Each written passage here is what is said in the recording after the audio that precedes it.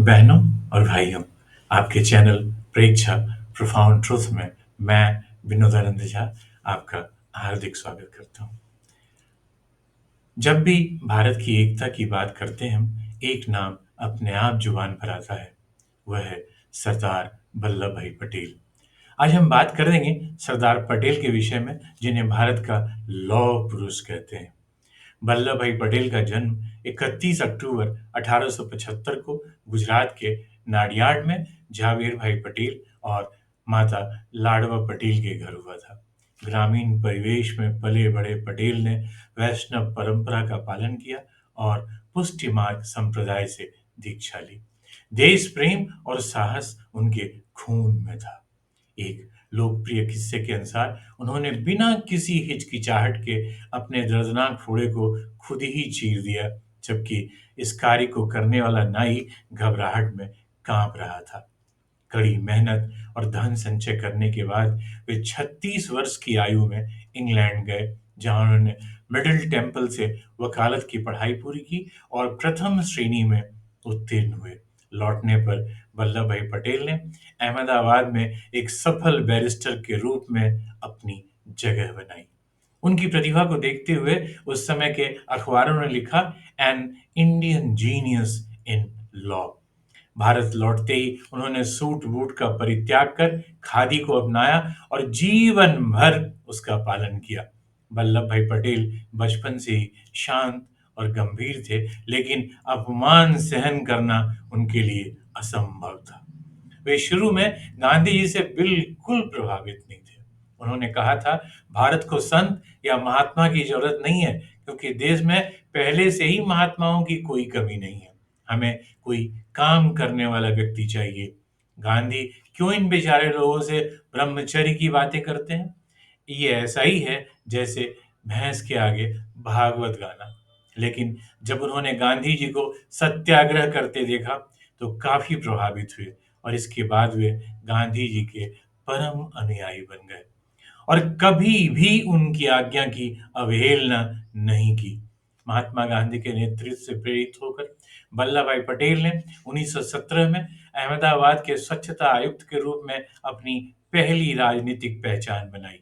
उन्होंने महात्मा गांधी के निर्देशन में ब्रिटिश शासन के विरुद्ध विभिन्न आंदोलनों में सक्रिय रूप से भाग लिया और अपने अद्भुत नेतृत्व का परिचय दिया।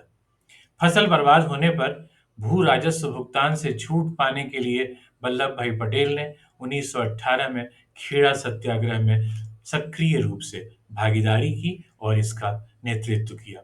पटेल ने किसानों के साथ मिलकर ब्रिटिश सरकार को झुकने पर मजबूर कर दिया, वो भी बिना किसी हिंसा या बिना किसी हथियार के। गिरफ्तारियों और जब्ती सहित 3 महीने के गहन अभियान के बाद औपनिवेशिक सरकार ने अंततः राहत प्रदान की। उसी समय किसानों ने उन्हें सरदार की उपाधि दी और यह नाम इतिहास में अमर हो गया। इसके बाद सरदार पटेल 1920 में असहयोग आंदोलन के प्रति समर्पित हो गए और अपनी वकालत छोड़कर राजनीतिक कार्यों में लग गए। उन्होंने गांवों का दौरा किया, ब्रिटिश वस्तुओं के विरुद्ध प्रदर्शन किया और विदेशी उत्पादों के बहिष्कार को बढ़ावा दिया। सन 1930 के नमक सत्याग्रह के दौरान वल्लभ भाई पटेल को 3 महीने के कारावास की सजा दी गई। मार्च 1931 में वल्लभ भाई पटेल ने भारतीय राष्ट्रीय कांग्रेस के कराची अधिवेशन की अध्यक्षता की, जहां उन्होंने कांग्रेस के मौलिक अधिकारों और राष्ट्रीय आर्थिक कार्यक्रम पर एक प्रस्ताव भी पारित किया। इसके बाद जनवरी 1932 में उन्हें फिर से कैद कर लिया गया। जुलाई 1934 में रिहाई के बाद वे और अधिक सक्रियता से स्वाधीनता आंदोलन में शामिल हो गए। उन्होंने 1937 के चुनाव में कांग्रेस पार्टी के संगठन का नेतृत्व किया। 1937-38 के कांग्रेस अध्यक्ष पद के लिए वे सबसे प्रमुख दावेदार थे, लेकिन उन्होंने गांधी जी के अनुरोध पर अपना नाम वापस ले लिया और पंडित जवाहरलाल नेहरू कांग्रेस पार्टी के अध्यक्ष चुने गए। भारत छोड़ो आंदोलन के दौरान पटेल ने अखिल भारतीय कांग्रेस समिति द्वारा पारित प्रस्ताव का समर्थन किया। इस आंदोलन में भाग लेने के कारण उन्हें अन्य कांग्रेस नेताओं के साथ गिरफ्तार कर लिया गया और अहमदनगर किले में नजरबंद कर दिया गया। स्वतंत्रता संग्राम के दौरान सरदार पटेल ने 6 बार जेल की सजा काटी और 9 साल तक विभिन्न ब्रिटिश जेलों में कैद रहे। पहले 26 जनवरी 1948 को देश की आज़ादी तय की गई थी, लेकिन हिंदू मुस्लिम के बीच बढ़ते तनाव और ब्रिटिश सरकार के दिवालियेपन के कारण ब्रिटेन जल्द से जल्द भारतीय हाथों में सत्ता सौंपना चाहते थे। इसके लिए अंतरिम सरकार बनाई जानी थी। तय हुआ था कि कांग्रेस का अध्यक्ष ही प्रधानमंत्री बनेगा। उस समय पिछले 6 वर्षों से मौलाना अबुल कलाम आजाद कांग्रेस के अध्यक्ष थे। नए अध्यक्ष का चुनाव किया जाना था। 20 अप्रैल 1946 को गांधी जी ने मौलाना को पत्र लिखकर कहा कि वे एक वक्तव्य जारी करें कि अब वह अध्यक्ष नहीं बने रहना चाहते हैं। इस बैठक में महात्मा गांधी के अलावा पंडित नेहरू, सरदार पटेल, आचार्य कृपलानी, राजेंद्र प्रसाद, खान अब्दुल गफ्फार खान सहित कई बड़े और दिग्गज कांग्रेस नेता शामिल थे। गांधी जी पंडित नेहरू के हाथ में कमान देने का मन लगभग बना चुके थे। कमरे में बैठा हर शख्स इस बात को समझ रहा था। परंपरा के अनुसार कांग्रेस अध्यक्ष का पद चुनाव प्रांतीय कमेटियों के द्वारा होता था और 15 में से 12 प्रांतीय कांग्रेस कमेटियों ने सरदार पटेल का नाम प्रस्तावित किया। बची हुई 3 कमेटियों ने आचार्य जेबी कृपलानी और पट्टाभी सीतारमैया का नाम प्रस्तावित किया। किसी प्रांतीय कांग्रेस कमेटी ने अध्यक्ष पद के लिए पंडित नेहरू का नाम प्रस्तावित नहीं किया, क्योंकि सारी कमेटियां अच्छी तरह समझ रही थीं कि गांधी जी पंडित नेहरू को चौथी बार अध्यक्ष बनाकर उन्हें भारत के प्रधानमंत्री की कुर्सी पर आसीन करना चाहते हैं। कांग्रेस पार्टी के महासचिव जेबी कृपलानी ने पीसीसी के चुनाव की पर्ची गांधी जी की तरफ बढ़ा दी। गांधी जी ने कृपलानी की तरफ देखा। कृपलानी समझ गए कि गांधी जी क्या चाहते हैं। उन्होंने नया प्रस्ताव तैयार कर नेहरू जी का नाम प्रस्तावित किया। उस पर सरदार पटेल के साथ सभी ने हस्ताक्षर किए। अब अध्यक्ष पद के 2 उम्मीदवार थे, एक पंडित नेहरू और दूसरे सरदार पटेल। लेकिन पंडित नेहरू तभी निर्विरोध चुने जा सकते थे जब सरदार पटेल अपना नाम वापस लें।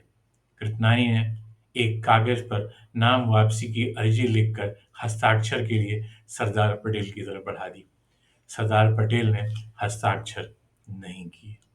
इसके बाद गांधी जी ने स्वयं वो कागज फिर से दोबारा सरदार पटेल को लौटा दिया। सरदार पटेल गांधी जी का बहुत अधिक सम्मान करते थे और उन्होंने 1938 के चुनाव की तरह पुनः नाम वापसी के दस्तावेज पर अपने हस्ताक्षर कर दिए। राजेंद्र प्रसाद ने इस घटना के विरोध में जैसे ही बोलना शुरू किया, यह घोषणा कर दी गई कि नेहरू जी निर्विरोध अध्यक्ष चुने जाते हैं। सरदार पटेल ने इस निर्णय का सम्मान करते हुए कहा, मेरे लिए पद नहीं, देश सबसे बड़ा है। विभाग भारत सरकार द्वारा अगस्त 1970 में प्रकाशित आचार्य कृपलानी की किताब Gandhi his life and thoughts के इंटर गवर्नमेंट और ऑन अ पीस मिशन खंडों में इस पूरी घटना का विस्तार से वर्णन किया गया है और इस कार्यवाही में अपनी भागीदारी और भूमिका पर उन्होंने खेद भी व्यक्त किया है। आज भारत एकजुट देश है, लेकिन 1947 में 562 रियासतें थीं। हर राजा, हर नवाब यह चाहता था कि वह आजाद रहे, लेकिन पटेल ने कूटनीति, दृढ़ता और मनोबल से सबको भारत में मिलाया। हैदराबाद, जूनागढ़ और कश्मीर के मुद्दे उनके अद्भुत राजनीतिक कौशल से ही सुलझे। हैदराबाद ऑपरेशन पोलो में बिना किसी बड़ी लड़ाई के पटेल ने निजाम को आत्मसमर्पण के लिए राजी कर लिया। यह भारत की एकता का ऐसा अध्याय है जिसे डिप्लोमेसी की मिसाल कहा जाता है। बीपी मेन ने अपनी the story of the integration of the Indian states में लिखा है, Patel displayed unmatched administrative skill and steel like determination. Without his clarity and firmness, the political map of India would have been shattered into fragments.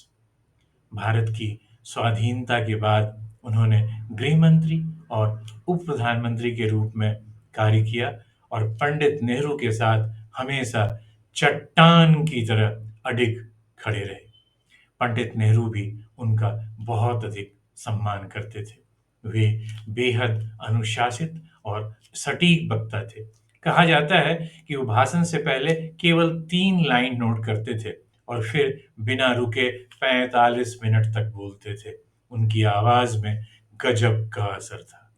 एक प्रसिद्ध कहावत है, "When Patel spoke, even silence listened."